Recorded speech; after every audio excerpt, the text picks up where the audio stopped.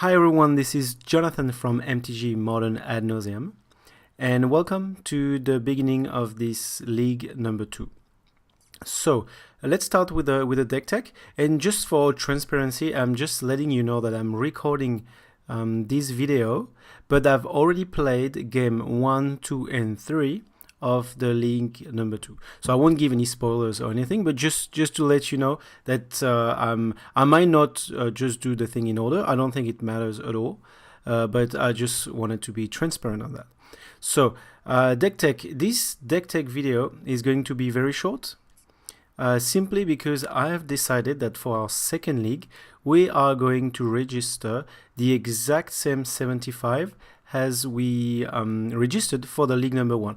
So why? It's because I guess we are playing established list, a really robust list that I've seen a lot of results recently, and I want to give it a bit more time. So I want to keep playing that list for this league. We might even keep going a little bit longer, because I guess this list is very interesting, especially with the spoil of the vault. There's a lot of deck tech that we haven't seen in the first 5 match, and it will take quite a bit of match to be able to witness all that we can do with that list. So that's why I won't have anything much to say about that list, because if you haven't watched the first deck tech, then I would just refer to that one, because I spent a lot of time, almost 40 minutes, just discussing about the list. And when I say 40 minutes, it's literally I didn't even take time to do a reminder on how Ad Nauseam work. I started based on the fact that you guys already know what the Ad Nauseam combo is. So it was more about the deck tech, about the sideboard, and why we're picking the cards here. So please go to the video number 1 if you want to know a bit more about why we've chosen this 75. And I guess we're just gonna jump right in for our game number 1. So of course I've already played it, but for you it's just gonna be jumping to game 1. But just before we get to there, I just wanted to point out that we had a very good results from an Ad Nauseam player. I think it was a couple of days ago, and I just want to show the list on MTG Top 8. So this is Samuel Jadin on the SCG Modern Open. So it was the 22nd, so it was 4 days ago. We're in the 26th here when I record the video. I just wanted to quickly share the list because it's very similar to the one that we're playing. And anyway, it's very similar to pretty much all the Ad Nauseam list that puts up results in big tournaments, whether it's GP or SCG Open. So let's maybe focus on the differences. We can see that he plays 21 lands, and that's something that I like. I really like, because on paper, over the past few months, I've played mostly with 21 lands. I went 20 lands for the list that we play at the moment on MTGO. But this supply of land is actually very important for us, because we don't play a lot, and at the end of the day, we are a combo that requires 6 or 5 mana to go off. So mana is important for us, and getting a healthy supply of land is very important. And I think that's a very relevant choice to decide. And I would say he's deciding to remove 1 Phyrexian in life to have 1 more land. That's something that I will probably try. I've tried it before, but we're probably gonna try something like this in the next leagues. Otherwise, a spicy mana base. By spicy, I mean that we don't have Gemstone Mine, and instead we have a City of Brass. We're just gonna highlight that card for those who don't know what it's doing. It's simply a Gemstone Mine in a way that it produces mana of any color, but it just deals damage to us, instead of removing counter and potentially losing the land. To me, I think Gemstone Mine is doing the job.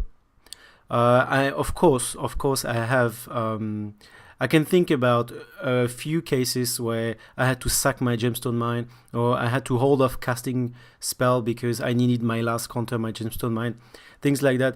I can remember a few corner cases like that, but I'm sure it can. This Samuel Jaden can also give us a few of his experience with dying because of the damage he got from his City of Brass, or having an opening hand with 2 or 3 City of Brass, and either he cannot keep it, or he will just deal too much damage to himself. So to me, it's equivalent. I would say it will be good or not, or bad, depending on the matchup you have. So I have no problem with that at all, and I think it's totally playable. And I would say it's equivalent to a Gemstone Mine. But based on my experience, Gemstone Mine is doing a really good job. So I'm happy to keep it. We see a Dreadship Reef. So this is a storage land. I used to play it in the past, and from my experience, it has never been useful. I completely understand that it's a good card. It can, when we're a bit short of mana, we can simply build up on that land. But most of the time, most of the time is a bit exaggerated, but I would say I can remember cases where I build up mana and I ended up getting a Ghost Quarter or a bounce, like a Cryptic Command bounce, so this kind of thing. So I felt like it's a very easy target. It's a land, so it's not that easy, but because it takes so much time to build up, when it gets blown up, it's very painful, because we would invest a lot in it. So I could totally understand why this card is good. At the end of the day, it's still a mana that enters untapped, so it's still ramping to get to our combo. So yes, so I understand that choice completely, and why not in the future, especially that is combining it as well with Urbog. So Urbog and also, so Urbog doesn't work with City of Brass. By doesn't work, I mean it says whenever City of Brass becomes tapped. So if you tap it by using the swamp ability of Urbog, you will still lose a life. What I mean is you will still have to lose life regardless, whether you have Urbog or not. But it will be useful, of course, with Dreadship Reef that can give black mana here. He's playing also temples, so 5 temples. He's playing 1 Temple of Silence, which is the white and black version. I will disagree with this, because I think I really like that all my lands produce blue, because I think it's very important for our first turn to make sure we have a turn 1 or turn 2, if it enters tapped, of course. Serum Vision or Sleight of Hand. But he's not playing any basic planes. Sorry, he's not playing any planes. So he technically has a lot of blue mana source as well. So that's totally fine. He's playing 1 Talia West. I love that card. I used to play it a lot. I still play it on paper, and the only thing is, that's pretty much the only card in the deck that shuffle the library. So it is not completely, I would say, shuffle free, which to me is a bit. I don't like having this kind of effect that don't synergize, especially with Spoil of the Vault. So if you get to Talia West at some point to search for most likely Pact, either of negation or slow the Pact, then yes, you'll reshuffle, and if you had a few Serum Vision or Sleight of Hand, then that's, in terms of value, that's arguable here. But yeah, that's the great card against control, the ability to fetch for a Pact of Negation, and because we use the Transmute ability, they cannot counter it, so we're just gonna search for it anyway. He's not playing Bosechu, am I correct? And I find it very interesting, because that's a very good target for Talia West. Sometimes better than Pact of Negation. So yes, so he decided not to play it. So I guess it's Talia West. It's for, it's simply for Pact. So he play both Pacts. Lotus Bloom is also a target, but usually we don't I've never used it to search for Lotus Bloom, given that it's still a 3-4 turn 3-4 turn delay after that. Another target, of course, Talia West, it could be any other land. So I don't know, Urbug if he needs it, Dreadship Reef, but it's unlikely. It never happened to me. I think I kind of remember once fetching for a temple. So at least it's thin the deck, and we get a scry. But it's still arguable because, of course, we shuffle our library. So if we had a few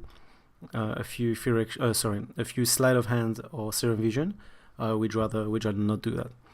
So yeah, and of course Talia West can be just played. So it enters tapped, but if we are a bit short of mana, we can just use it as a land. So great card.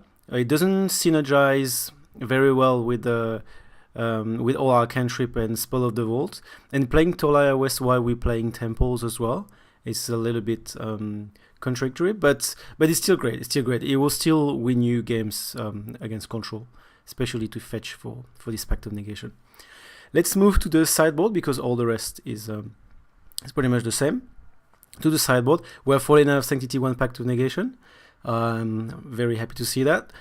He's playing the 4 Sphere Action Life, so he does like having his 4 Sphere Action Life. That's something we're happy to see as well, because we do want to go that way as well. Actually, that's what we're having at the moment in our deck. One Slaughter Pact. So we also have a Slaughter Pact. He's playing 2 Spellskite. So Spellskite, I used to have it in my paper as well. I really liked it. I just really like the card in general. It's a very we can cast it very easily. It doesn't cost any colored mana. It can screw a lot of deck. Of course, Infect and Boggles.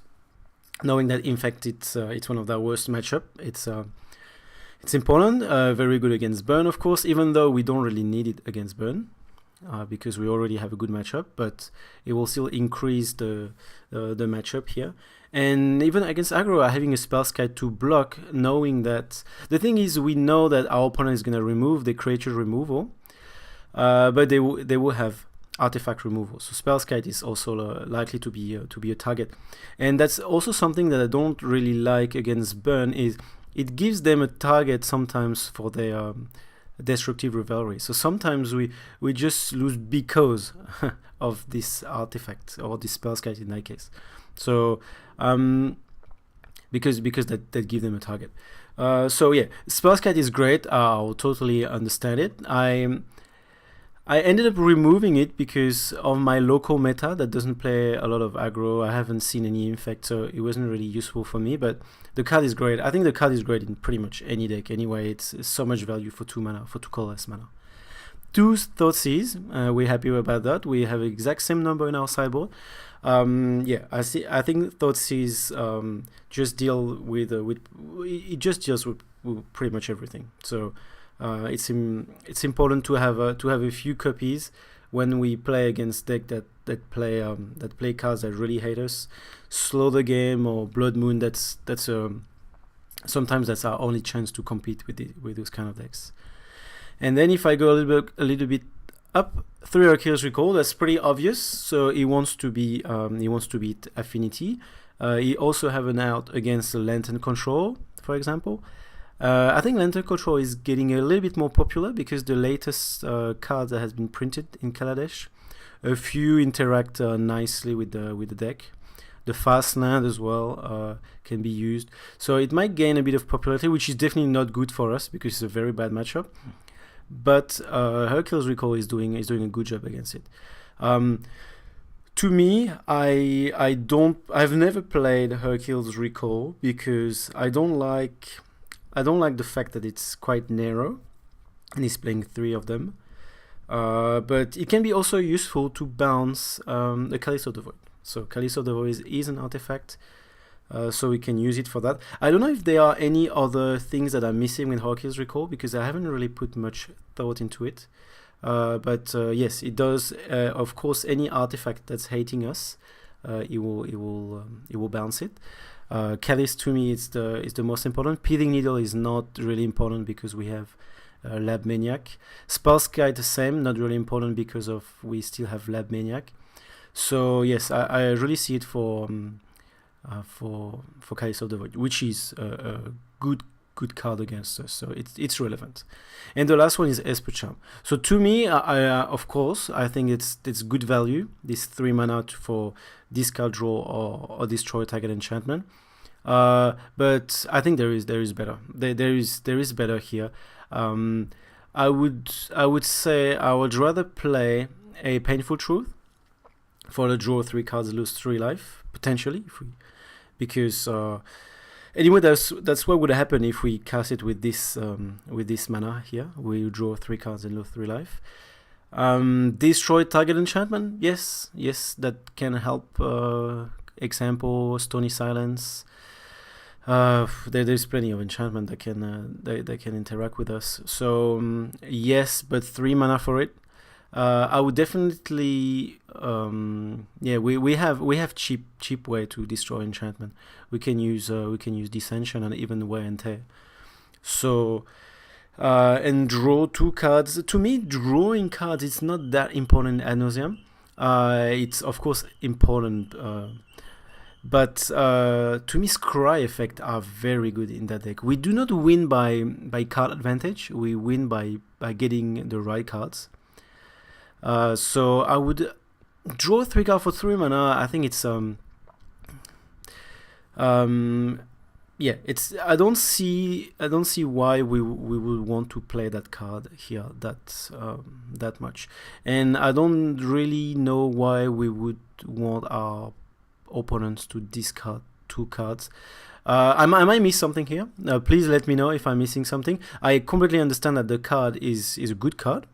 It's played in Esper Control, but in our case, I think there is better. It's good, but there is better. So that was just wanted to share this the success of the deck. So congratulations, Samuel, 2nd place in SCG Modern with this with our beloved Ad Nauseam. And yes, so that's it for this first video on League 2.